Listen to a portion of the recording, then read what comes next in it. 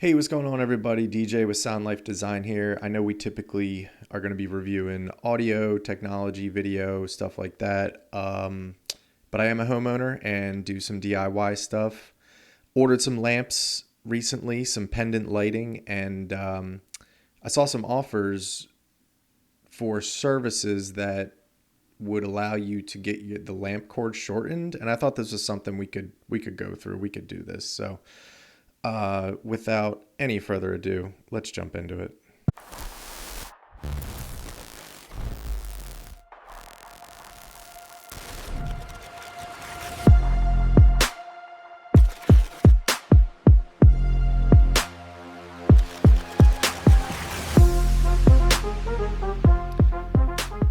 So, got some pendant track lights for my upstairs for a new track lighting system.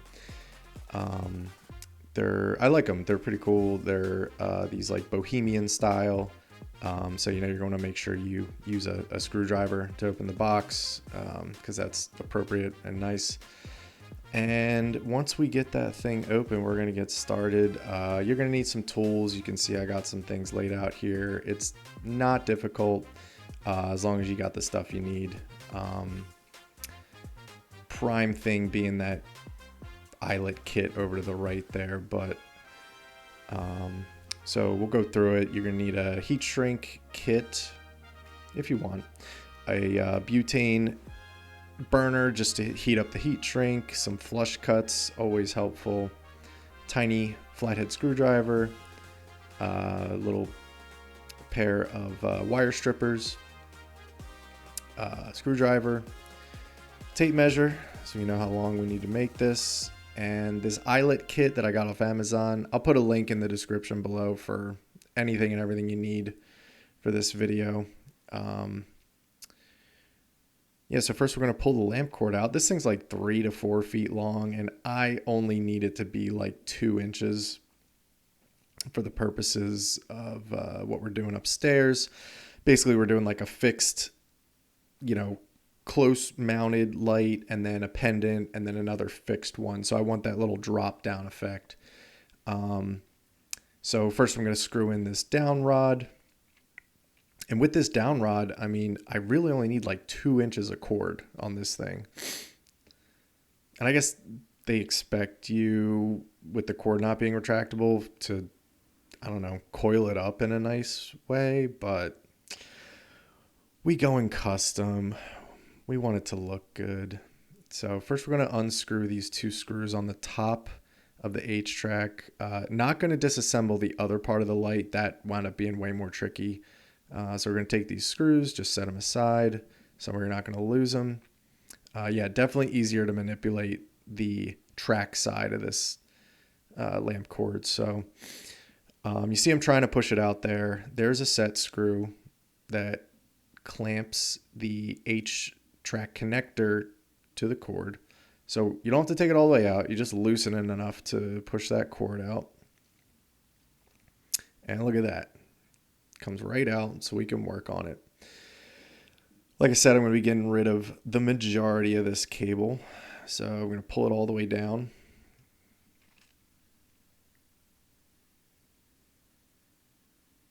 Only need that couple inches.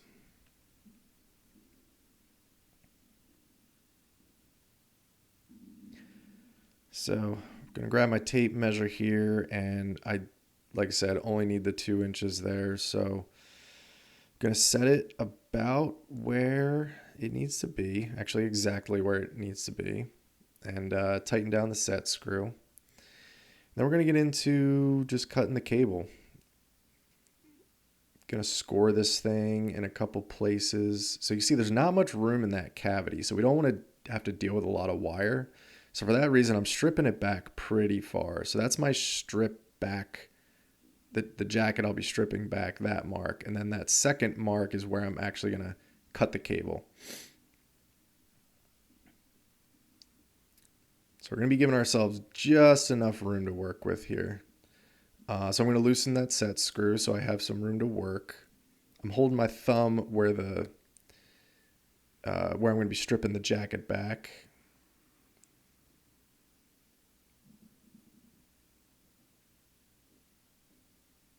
And now I'm just going to very gently squeeze, since we don't have this gauge on our strippers. Gentle squeeze, because we don't want to score the wires on the inside. You just want to get a light cut and then kind of bend it so it starts to tear and come off. So we're going to separate these, get that little white asbestos powder or whatever the hell that is off our fingers. I'm sure it's very healthy and good. We're going to start pulling our wire here, getting... Now, when you're doing this, you want to find the right gauge. Make sure you're not stripping off too much. And I'm only taking like, I don't know, 1/4 of an inch. It's really all we need. And when I say the right gauge, like you want to make sure you maintain all the copper that you can.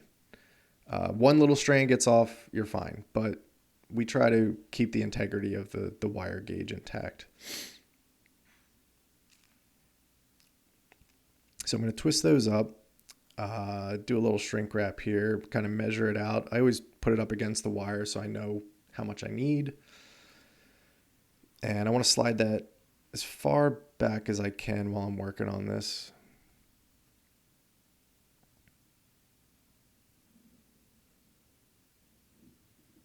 This is what flush cuts are great for, just nice even cuts. Throw that guy on there.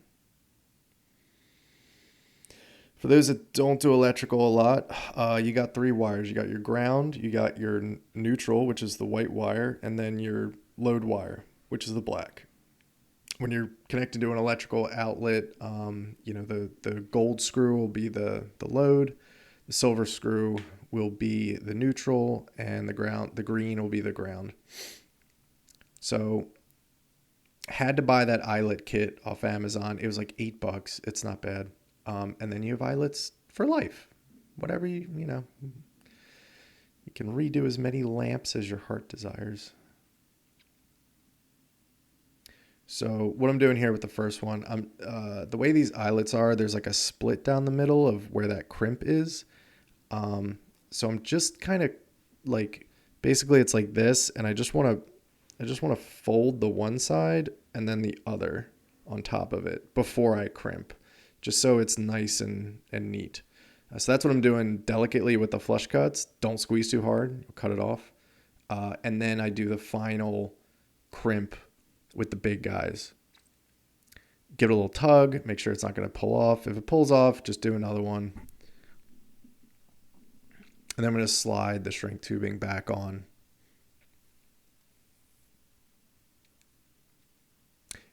Don't shrink it until you've all your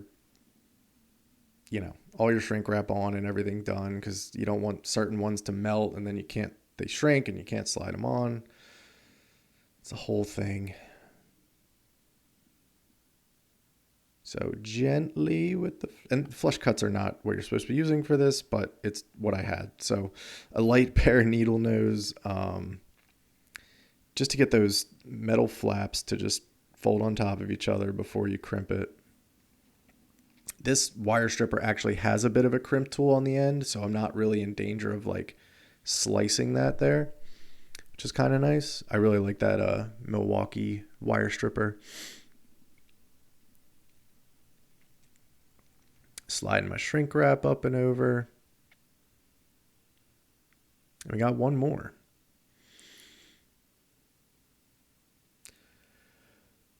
So you're just going to repeat this for the ground, neutral, and load wire.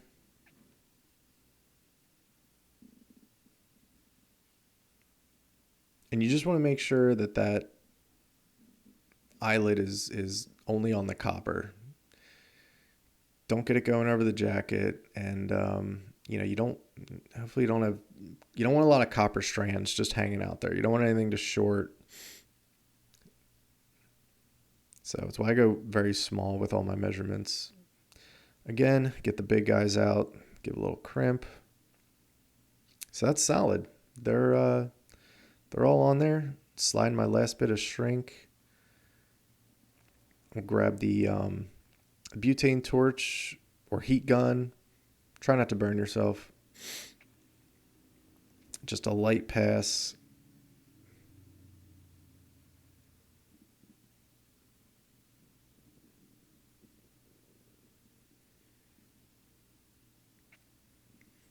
And now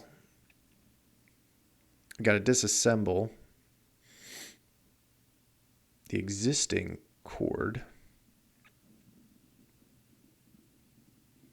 These are different size screws than what we took out before, so just make sure you set those aside somewhere safe.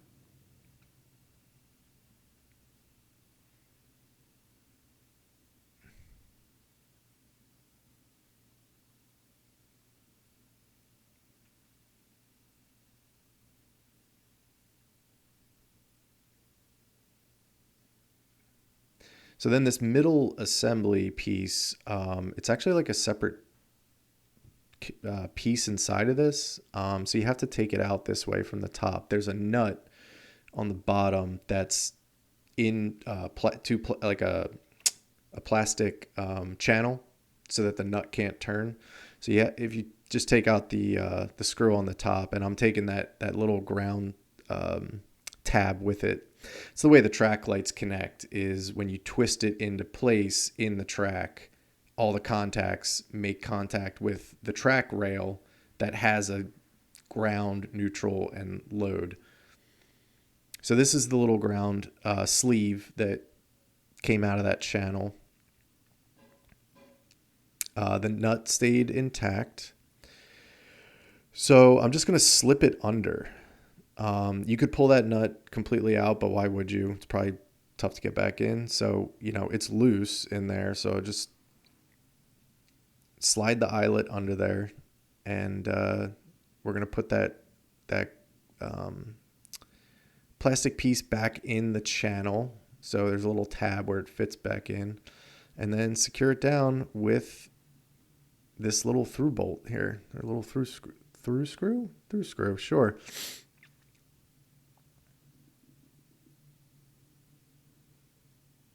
Down screw? I don't know. And also make sure when you connect it,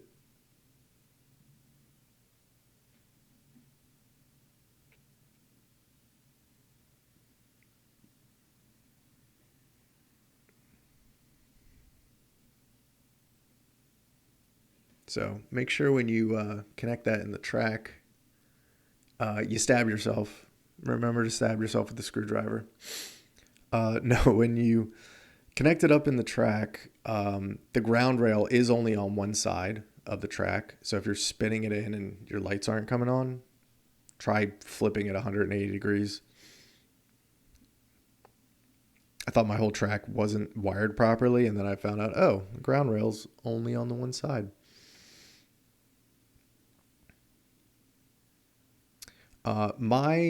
The block here is actually labeled neutral and load on the plastic piece, which is nice. But if you're taking anything apart, take a picture of how it, before you take it apart, so you know how it goes back together. If things aren't clearly labeled, it's going to save you in the end, because, you don't want to miswire something, negative or reverse phase, or try to keep everything legit when we're dealing with electrical here. Okay, so those are all secured. And I'm going to slide that back up now. So you can see I don't have a bunch of wire hanging in there that I'm trying to squeeze and fit in there. That's why I cut it so close, which, if it's your first time using wire strippers and cutters and all that, practice on a piece of spare wire that you don't need, so you can kind of get the hang of stripping wire and cutting and all that stuff, because you don't, with this close, you don't have too many chances,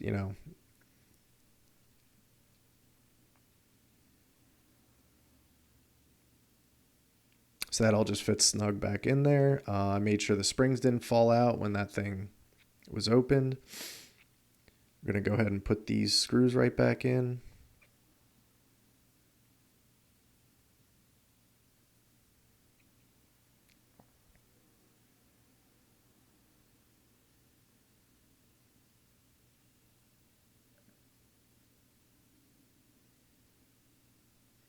nice and tight. And I think the final thing is we're just gonna double check our measurement here. After we make sure the spring mechanism is working properly. Yeah, give it enough slack so it does spring up and down.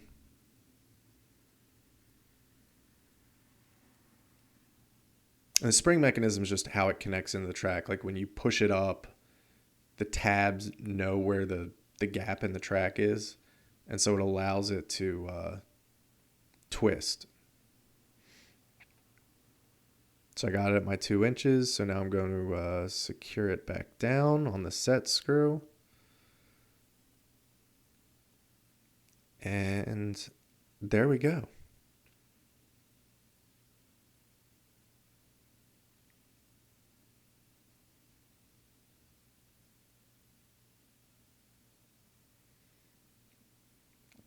Oh yeah, sure. Let's put the whole fixture together. Why not? These actually do look really cool with the little bohemian wicker look, and when the light shines through it, like casts this really cool shadow on the ceiling. But I tried to take this ring piece apart, and it was a nightmare. Way easier to modify the other side. So that's all I needed in terms of length. So we're going to show you guys this.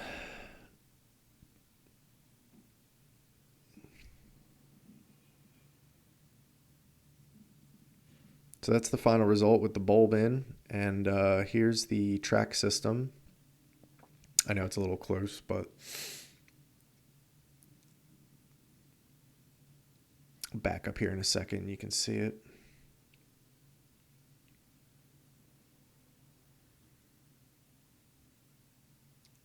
Boom, clicked in. So those other ones on the outside are fixed height, and that's why I got the pendant for the middle. It's actually 2 different manufacturers, believe it or not.